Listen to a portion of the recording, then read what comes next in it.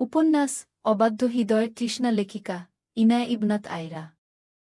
প্রথম পর্ব কৈশোরের সেই প্রথম শিহরণ। শহরটা তখনও অতটা যান্ত্রিক হয়ে ওঠেনি। ধুলোমাখা খেলার মাঠ আর স্কুলের করিডোর ছিল মাহিরের রাজত্ব। মাহিরের বয়স তখন মাত্র 10, কিন্তু তার চলনবলন ছিল বড়দের মতো।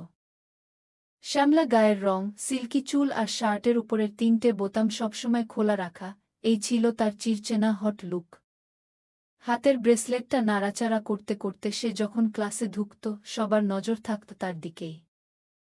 সেই বয়সেই ক্লাসে নতুন আসা আখির ডাগর চোখের মায়ায় মাহির আটকে গেল।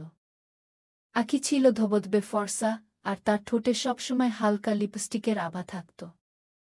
একদিন টিফিন পিরিয়ডে এক সহপাঠীকে আখির দিকে তাকিয়ে থাকতে দেখে মাহির তার কলার চেপে ধরল। দাঁত কিরমির করে বলল, আবে সুমন্দির ছেলে, চোখ নামা, নয়তো চোখ তুলে মার্বেল খেলব। শালার পুত, সব আমারটাতেই নজর দেয় কেন? আখি আড়াল থেকে তা দেখে মিটমিটিয়ে হাসছিল।